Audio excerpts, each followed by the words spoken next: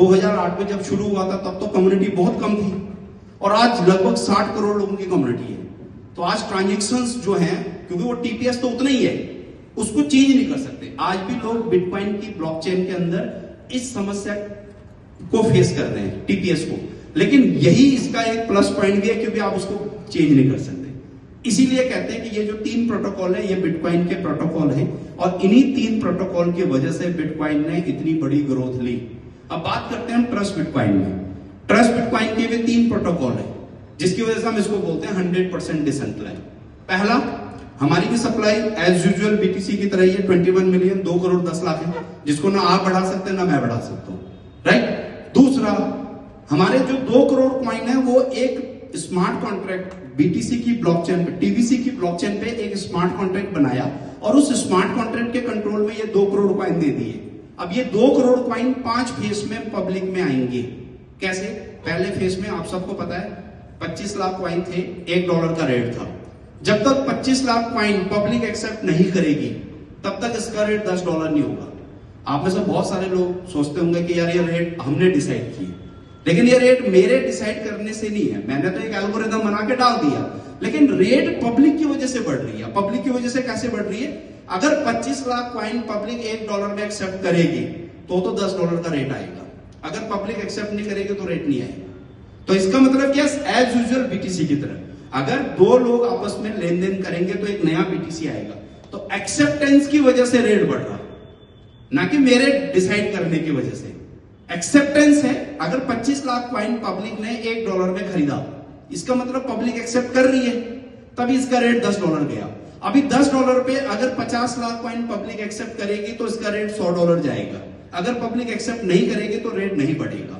तो मेरे कहने से रेट नहीं बढ़ रहा, रेट बढ़ता है पब्लिक के एक्सेप्टेंस करने से। बहुत सारी कंपनियों में आपने देखा होगा क्वांटिटी डिसाइड कर दी जाती है, बहुत भर भर के कॉइन बन जाते हैं, लेकिन कॉइन बनाने से रेट नहीं बनते। रेट डिसाइड होता है पब्लिक की एक्सेप्टेंस से, ठीक है। तो यहां पे हमारा जो दूसरा प्रोटोकॉल है, ये जो 2 करोड़ कॉइन है ट्रस्ट बिटकॉइन के, ये 5 फेज में अनलॉक होंगे। अगर पब्लिक 5 फेज के थ्रू ही आएंगे, राइट, इसको कोई चेंज नहीं कर सकता। अगर मैं चाहूं आज कि मैं $100 पे बेच दूं तो मैं नहीं बेच सकता, क्योंकि जब तक 50 लाख कॉइन सेल नहीं होंगे तब तक इसका रेट $100 किसी को जाएगा नहीं, किसी के लिए भी।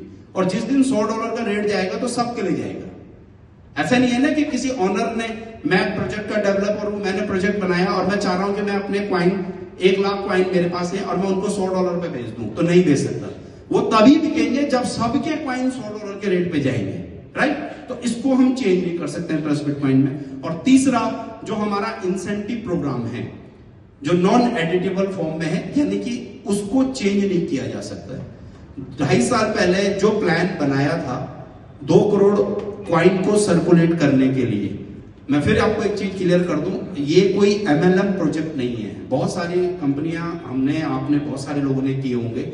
एमएलएम का मतलब ये हो गया कि आपका परमानेंट चलने वाला काम, लेकिन ये एक रेफरल प्रोग्राम है। रेफरल प्रोग्राम क्या है कि ये 2 करोड़ कॉइन पब्लिक तक कैसे पहुंचे, उसके लिए इन्होंने क्या किया, एक नॉन एडिटेबल इंसेंटिव प्रोग्राम बनाया और उसको ब्लॉकचेन के ऊपर डाल दिया। जितना पैसा पब्लिक का, जब कोई कॉइन खरीदता है तो सिस्टम में पैसा आता है। अगर आज मान लेते किसी ने $100 के कॉइन खरीदे तो सिस्टम में $100 आए, तो वो $100 पब्लिक में चले जाते हैं विद इन अ सेकेंड। 100% पैसे का डिस्ट्रीब्यूशन है, वो भी हम डिस्कस करेंगे कैसे जाता है। तो इसके लिए इन्होंने एक नॉन एडिटेबल इंसेंटिव प्रोग्राम बनाया। 2.5 साल पहले उस प्रोजेक्ट को इन्होंने ब्लॉकचेन के ऊपर डाल दिया, वो भी नॉन एडिटेबल है, उसको भी चेंज नहीं कर सकते। तो ये प्रोजेक्ट सिर्फ और सिर्फ 2 करोड़ सर्कुलेशन तक है, पूरी जिंदगी भर का काम नहीं है। हो सकता है 2 साल में सेल हो जाए, हो सकता है 5 साल लगे, हो सकता है 7 साल लगे, लेकिन ये सिर्फ लिमिटेड सप्लाई है और लिमिटेड प्रोजेक्ट है, अनलिमिटेड नहीं है कि हम पूरी जिंदगी भर करते रहे, राइट। तो इस प्रोजेक्ट को भी चेंज नहीं कर सकते। तो ये हमारे 3 प्रोटोकॉल है। इन 3 प्रोटोकॉल को दुनिया इधर से इधर उधर हो जाए, डेवलपर भी चेंज नहीं कर सकता, आप भी चेंज नहीं कर सकते, मैं भी चेंज नहीं कर सकते। इसलिए इसको कहते हैं हम 100% डिसेंट्रलाइज। चला कौन रहा है? इसके क्रिएटर। बिटकॉइन को कौन चला रहा है? आज भी 99% लोगों को लगता है कि बिटकॉइन अपने आप चल रहा है। आपको लगता है ईमानदारी से कि अपने आप कोई चीज चलेगी? अपने आप चलती होगी? अपने आप तो नहीं चलती होगी ना। तो फिर लोग कैसे बोलते हैं मार्केट में कि बहुत सारे लोग कहते होंगे, आपको भी सवाल जवाब देते होंगे कि अपने आप चल रहा है। अपने आप कोई चीज नहीं चलता, चला कौन रहा है? माइनर्स। अगर जो उसके माइनर उसकी ट्रांजेक्शन अप्रूव करना बंद कर दें तो वो आज बंद हो जाएगा। चलाने वाले तो माइनर्स ही है ना। अगर वो उसके लेन देन को वेरीफाई ना करें तो वो कल बंद हो जाएगा। लेकिन वो क्यों नहीं करेंगे वेरीफाई, या वो उसको बंद क्यों नहीं करेंगे? उसके पीछे दो बड़े साइंटिफिक रीजन है। पहला, एक माइनिंग सेटअप लगाने में 35 से 40 लाख रुपए की इन्वेस्टमेंट होती है। अब देखिए, एज अ बिजनेसमैन आप कहीं पे भी 35 लाख 40 लाख लगाइए, इन्वेस्ट करिए, तो आपकी प्रायोरिटी क्या होगी? आप हर ट्रांजेक्शन को वेरीफाई करेंगे। अगर आप ट्रांजेक्शन वेरीफाई करेंगे तभी आपको कुछ मिलना है रिवॉर्ड में, बीटीसी। अगर नहीं करेंगे तो आपको कुछ नहीं मिलना। तो एज अ व्यापारी, एज अ बिजनेसमैन आप क्या चाहोगे? हर ट्रांजेक्शन वेरीफाई करना। दूसरा, अभी पूरी दुनिया में बड़े जो माइनर्स की मैं बात करूं तो लगभग 11,000 कंपनियां बीटीसी की जो माइनिंग करती हैं। इंडिविजुअल लेवल पे तो 1 लाख से ज्यादा माइनर्स हैं। बड़ी कंपनियां 11,000 से ज्यादा हैं, जैसे blockchain.com, ऐसी बहुत सारी कंपनियां हैं। अब एक साथ 11,000 कंपनियां माइनिंग करना बंद कर दें, ये पॉसिबल नहीं है। आज हम इस हॉल में 20 लोग बैठे हैं, मान ले हम 20 के 20 लोग एक ही मत पे सहमत हो जाएं, ये पॉसिबल है? या हम एक साथ सारे के सारे 11,000 कंपनियां माइनिंग करना बंद कर दें, ये पॉसिबल नहीं है। इस वजह से कहते हैं कि बिटकॉइन को बंद नहीं किया जा सकता। अदरवाइज चला कौन रहा है? माइनर्स।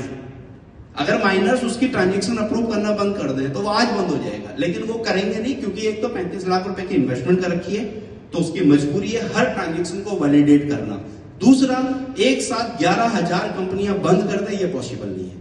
अदरवाइज चलाने वाले हैं माइनर्स। और यहां पे ट्रस्ट बिटकॉइन में भी चलाने वाले जो है वो क्रिएटर ही हैं, जो डेवलपर्स हैं वही चला रहे, लेकिन जो उसके बनाए हुए नियम है, प्रोटोकॉल है, उनको नहीं चेंज कर सकते।